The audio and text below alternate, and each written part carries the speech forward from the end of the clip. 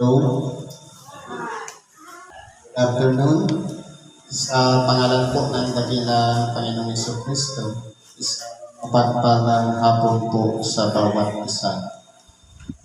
Dito po tayo sa ikalawang bahagi na kung saan atin pong binabasa at pinapaliwanag o binibigyan ng buhay ang bawat sitas o mensahe na ipinagkakalob sa bawat gawain. Ang una kong aralin ay sa ikalawang sulat ni Apostol Pedro sa Kapitulo 1, versikulo 16 hanggang sa 21. Ito po ay sinulat ni Apostol Pedro nung siya po ay nasa kalagayan na siya ay matanda na. Naging tapat siya sa Diyos na bagamat noong una ay sa kalagayan na tinawag pa lang siya ng Panginoon, meron siyang kahinaan o karuputan. Pero dahil po sa kaloob ng Diyos, siya ay pinagtibay, kaya nga ang tawag sa kanya ay Simon, sa pamamagitan ng pangalang Pedro, nagkaroon na po siya ng paninindigan sa aral. Walang iba ang salita ng Diyos na ipinagkatiwala sa kanya. Siya ay hindi natakot kahit siya ay binilanggo o pinahihirapan man ng mga Romano, nagpatuloy siya sa pangangaral ng salita ng Diyos. Sabi po dito, sapagkat kami ay hindi nagsisusunod sa mga kathang ginawang mainam, noong amin ipinakilala sa inyo ang kapangyarihan at pagparito ng ating Panginoong Jesucristo, kundi kami ay naging mga saksing nakakita ng kanyang karangalan. Dito po, ipinapahayag ni Apostol Pablo o Pedro na bagaman sila ay nabuhay noon sa ilalim ng maraming nakapaligid na mga Pariseo, mga nagduduwahagi sa pangalan ng ating dakilang Panginoon. Nung kahit umakyat man ang ating dakilang Panginoon, hindi po sila tinangtanan. Na ilang beses silang ibinilanggo, na pinahihirapan, nakapangaw, at kung ano-ano pang pinaggagawa sa kanila. Pero po dahil sa kanilang pananalig sa ating dakilang Panginoon, sa mga ipinakitang kapangyarihan sa kanila, hindi po sila nadala ng anumang mga katha o mga panuntunan ng mga Sadusiyo, ng mga Pariseo, ng mga Herodiano, at kung ano-ano pa man nakapaligid sa kanila, kundi pinanangnan po nila yung aral na ibinahagi o ipinapahayag ng ating dakilang Panginoong Jesucristo. Ganun po sana ang dapat nahuwaran yung ginawa ni Apostol Pedro na bagamat hindi tayo katulad niya, siya nasaksihan niya lahat. Ang kaluwalhatian ng ating dakilang Panginoon, ang kapangyarihan kung paano siya magbuhay ng patay, magpagaling ng may karamdaman, mangaral ng salita ng Diyos, na itinuturo ang kaharian ng Diyos. Yun po yung tinitingnan nila kung paano ang ating dakilang Panginoon nagpapakahayag sa mga tao na naging isang huwaran. Yun po ang sinundan nila. Kaya yun naman ang itinuturo ni Apostol Pedro sa bawat isa sa atin na kung paano sila'y naging tapat sa ating dakilang Panginoon na hindi nadala ng mga katha o yung mga nagmula lang sa kaisipan ng tao pagkatapos ipapahayag na hindi, kundi meron po silang pinagbabatayan ng kanilang pananaraw na walang iba yung mga nakita nila na sila ang saksi sa kaluwalhatian at kapangyarihan ng ating dakilang Panginoong Jesucristo. Nung siya'y naging kasama nila na nangangaral ng salita ng Diyos. Sapagkat siya'y tumanggap sa Diyos Ama ng karangalan at kaluwalhatian nang dumating sa kanya ang isang tinig mula sa marangal na kaluwalhatian. Ito ang sinisinta kong anak na siya kong kinalulugan. Kung maalala natin, ilang beses po nagpatuto ang Diyos sa pamamagitan ng tinig na iyan. Una, nung tanggapin ang ating dakilang Panginoon, ang bautismo sa ilog ng Jordan sa pamamagitan ni Juan Bautista. Merong tinig na nagpapatunay, ito ang sinisinta kong anak na siya kong kinalulugan. Siya ang inyong pakinggan. Ganon din, nung magkakasama kasama ng ating dakilang Panginoon, ng kanyang tatlong alagad, si Simon Pedro, si Santiago at Juan, nang umakyat sila ng bundok, at doon nagbagong anyo ang ating dakilang Panginoon sa piling ni Moises at ni Elias, na ang kalagayan nga lang nasa isipan ni Simon Pedro, walang iba, ipagtayo sila ng tatlong tabernakulo para doon at tumira, na hindi niya nalalaman ang kanyang sinasabi. At nung siya'y magningning, nakita nila yung kaluwalhatian ng ating dakilang Panginoon. At pagkatapos po noon, may tinig na naman silang narinig, ito ang sinisinta kong anak na siya kong kinalulugan. Ibig sabihin, mga kapatid, wala sino man dito sa ibabaw ng lupa na pinatutuhanan ng Diyos Ama na anak na kinalulugan maliban sa ating dakilang Panginoong Hesukristo. Ito po ay nasaksihan ni Simon Pedro. Kaya ito po yung nagpapatibay sa kanya at sa kanyang mga kasama na mga ibang mga alagad upang manatili sa pananampalataya sa ating dakilang Panginoon. Doon po silang pinagtitibay. At maging tayo man, na bagamat hindi natin narinig, napakinggan ang patunay ng Ama sa kanyang buktong na anak, pero sinasampalatayanan din natin sa pamamagitan ng mga aral. At patotoo ngayon ni Simon Pedro na hinihikayat tayong sumampalataya sa kanyang buktong na anak, na tunay na ito ang kinalulugdan ng Ama nating lahat. Walang iba, ang ating dakilang Panginoong Hesukristo. Kaya po nang sabi dito, at ang tinig nito ay aming narinig na nanggaling sa langit, nang kami ay kasama niya sa banal na mundo. Kaya kumbaga, hindi po ito ay gawa lang ng isang taong gumaya o gumanap para magsalita na galing sa taas para mapakinggan lang ng mga taingan ni na Simon Pedro at ang dalawa pang alagad, kundi ito mismo ay nasaksihan nila na ito'y buhat sa itaas sa Ama na pinanggagalingan ng tinig, na ito ang sinisinta kong anak o pinakamamahal na anak, na ang Ama ay nalulugod sa kanya, na kumbaga ipinubuhos niya ang pagkakatiwala sa anak, na anumang sabihin ng anak, anumang ituro ng kanyang buktong na anak, ay dapat nasampalatayanan din natin. At dapat maunawaan din natin na nagpapatutuo ang Ama sa pamamagitan ng kanyang anak. Kaya nalulugod po ang Diyos sa kanyang anak. Dahil po, si Kristo ay hindi niya sinuway ang lahat ng tagubilin sa kanya ng kanyang Ama. Kaya po nalulugod ang Diyos sa kanya, na kanyang Ama. Ganon din tayo, kung tayo po ay nananahan sa salita ng Diyos, kalulugdan din tayo ng Diyos. Dahil po ang aral ay hindi ginawa para lang sa mga Hudyo, para lang sa mga Israelita, kundi ito ay ipinahayag upang sa ganon tayong mga tao ay matuto, makaalam ng mga bagay ayon sa kalooban ng Diyos upang sa ganon maturuan tayo. Ipinag-aaral ng ating dakilang Panginoon ang kaharian ng Diyos. Hindi po ito kaharian na pagkikita ng mga mata. Ito ang kaharian na sinasabi sa panlang, ikaw na ang nawa ang maghari sa amin. Sa paanong paraan? Makakita ba tayo ng kaharian? Hindi po. Sa ating puso naghahari ang Diyos.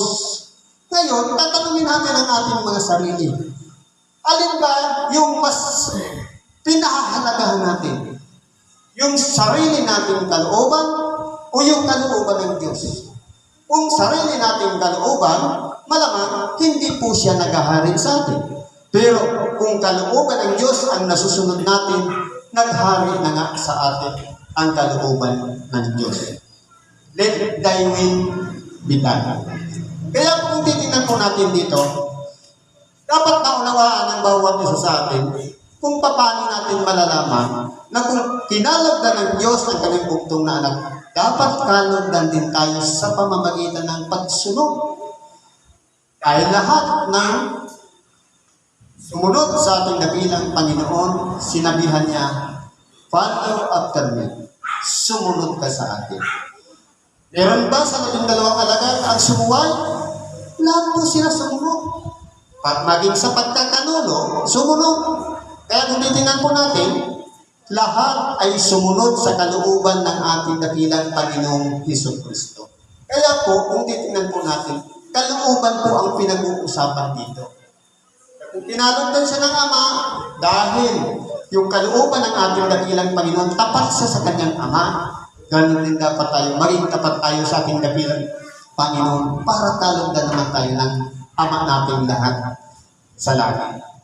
At kami ay mayroong lalong panatag na salita ng hula na mabuti ang inyong ginagawa kung ito'y inyong sinusundan na gaya ng isang ilawang lumiliwanag sa isang dakong madilim hanggang sa pagbubukang liwayway at ang tala sa umaga ay sumilang sa inyong mga puso. Na sinasabi dito ni Apostol Pedro, may lalong panatag na salita ng hula. Na kung papaano dapat yung salita na ating mga pinapakinggan na pinananangnan o kaya yung nauunawaan natin sa abot ng ating makakaya, sinisikap po natin magawa yung kalooban ng Diyos. Sapagkat kung papaano nga, katulad ng isang liwanag na nagliliwanag sa ating mga puso, sa ating mga gawa, dapat po papurihan ng ating kapwa Diyos sa pamamagitan ng ating mga gawa. Na walang iba, nakikita, nagliliwanag ang ating mga gawa sa pamamagitan ng aral na ating tinanggap. At doon tayo natuto na pinagkatiwalaan tayo ng aral at ngayon sinusundan natin. At magiging bahagi din naman tayo upang ang mga tao na nakapaligid sa atin ay mabuksan din ang kanilang kaisipan at maibahagi natin yung tanglaw o liwanag para sa kanila para sila'y magsisirin at magbalik loob sa Diyos. Kaya kung titingnan po natin, dapat sumilang sa ating mga puso. Dapat makikita yung kadalisayan ng ating katapatan, ng ating puso, ang ating ginagawa sa harapan ng Diyos. Na kung sa paglilingkod, maglingkod tayo ng tapat. Kung sa pangangaral ng salita ng Diyos, ipangaral natin ang salita ng Diyos ayon sa kanyang kalooban, ayon sa nasa ng Espiritu Santo ipinagkatiwala sa bawat isa. Na kung papaano may mga malalalim na bagay na minsan hindi natin maunawaan, pero ipinapaunawa po yan ng Espiritu Santo. Kaya pagka minsan, kung tatanungin natin, sa ating pag-aaral ng salita ng Diyos, wala namang schooling, walang nagtuturo, kundi Espiritu mismo ang umuudyok sa bawat isa sa atin upang mas lalo pa natin malalim na maunawaan ang salita ng Diyos. Bakit sabi po dito? Na maalaman muna ito na alinmang hula ng kasulatan ay hindi nagbuhat sa sariling pagpapaliwanag. Totoo po. Dahil kung titingnan po natin, itong ating pagkatao, kung ibabatay lang natin sa sarili nating pagpapaliwanag, gaano lang naman kalaki yung utak para malaman mo yung mga bagay na walang hanggan. Ang salita ng Diyos ay walang hanggan. Tayong mga tao, may hangganan, may kamatayan. Kaya kung ibabatay lang natin ang pagpapaliwanag, depende sa sarili nating karunungan, hindi po natin maabot ang hiwaga ng Diyos. Kaya nandoon ang presensya ng Espiritu Santo. Dahil nangyari ang salita ng Diyos sa kalooban ng Espiritu Santo. At sa pamamagitan din niya, nagsihula ang mga propeta. Nagsipangaral ang mga apostol ng ating dakilang Panginoon. At marami pang iba nagbahagi ng salita ng Diyos. Sapagkat ang salita ng Diyos ay walang hanggan. Ang pinanggalingan niya ay walang hanggan. At tayong mga tao may hangganan. Kaya hindi po natin maaabot yung tunay na pagpapaliwanag ng salita ng Diyos kung nakabatay lang sa sarili nating karunungan. Kasi limitado lang naman po ang laman ng ating utak. Kumbaga sa gadget, sa cellphone, ilang gig lang ang laman niya. Wala pang 1 terabytes. Sa laman na uminsahe ng ibang na hindi maabot ng ating pag-iisip. Ganun po, makapangyarihan ng Diyos. Ang salita ng Diyos ay walang hanggan. Tayo ay walang hanggan, limitado ang buhay. Minsan nga, hindi nga umaabot ng 100 taon, namamatay na. Pero ang salita ng Diyos, nananatiling buhay na buhay. Iba-ibang tao ang mga ginagamit na pinalulog na ng Diyos sa pamamagitan ng Espiritu Santo na ipapangaral niya ang salita ng Diyos at nakukuha ang mga malalalim na bagay. Depende po sa pinag-aralan at karunungan ipinagkaloob din sa bawat isa. Kaya po mas lalo po napapalalim natin ang mensahe ng salita ng Diyos. Sapagkat hindi sa kalooban ng tao dumating ang hula kailanman. Totoo po. Hindi lang sa ginusto ng tao sa katumating. Kundi, sabi dito, ang mga tao ay nagsasalita buhat sa Diyos na nangaudyugan ng Espiritu Santo. Sa mga tuwid, ang tao po pala, kung ibabatay lang sa sarili nating karunungan, limitado lang naman ang sasabihin mo. Kung ano lang yung basic na nakasave dyan sa memory natin, hanggang doon lang ang pwede nating sabihin. Pero dahil nga, nangaudyugan ng Espiritu Santo, meron tayong gabay na nag-uudyok sa atin kung ano ang ating sasabihin. Para yung salita ng Diyos, kung yung mga hula nating binabasa, mas lalo pa natin napapaliwanag kung na-i-express kung ano ba yung mga mensahe niyan. Yung mga hiwaga ng karunungan ng Diyos, o mensahe ng salita ng Diyos. Kaya pagka minsan magtatanong tayo, ganun pala yung dahil po, kung sarili lang nating kalooban, limitado lang talaga ang ating unawa at hindi po natin maaabot ang tunay na mensahe ng Ebanghelyo dahil po may limitasyon lang ang ating mga buhay. Kaya, sa mga nangaudyugan ng Espiritu Santo, mas lalo po siyang napapalawak at ano bang mga malalalim na bagay ng Diyos ipinapaliwanag sa atin kung tunay na nakapaghahanda ang bawat ginagamit ng Espiritu Santo upang siyang mamahagi, mangaral ng kanyang aral at nakukuha ang tunay na mga mensahe ng hula na isinulat sa mga banal na kasulatan. Kaya po, depende po yan sa preparasyon. Katulad din naman ng isang sasakyan, kung mahina ang preparasyon mo, wala kang gasolina, wala kang, hindi mo na change oil, titirik ka. Pero kung preparado ka sa pangangaral ng salita ng Diyos, yung karunungan ipinagkaloob sa atin ng Diyos, sumasabay doon ang Espiritu Santo at mas lalo pag, kumbaga, alam na natin ang pinakaminsahe, pero ipapaliwanag pa ng Espiritu Santo na dapat habang ninanamnam natin ang salita ng Diyos, nalalasahan natin yung lahat ng sangkap na itinimpla doon sa luto. Para malaman natin kung yun ba ay may paminta, may asin, may bitsin, ganun po. Ganun po yung hiwaga ng Diyos tungkol sa panangaral ng salita ng Diyos. Yung mga malalalim na bagay, mas lalo pa natin natutuklasan dahil po sa kaloob o udyo ng Espiritu Santo. Salamat po sa Diyos at anuman ang ating mga kahilingan, ilapit po natin yan sa Diyos at ipagkaloob naman sa ating kasagutan sa pamagitan ng kanyang kalooban. Salamat at isang mapagpalang hapon sa bawat.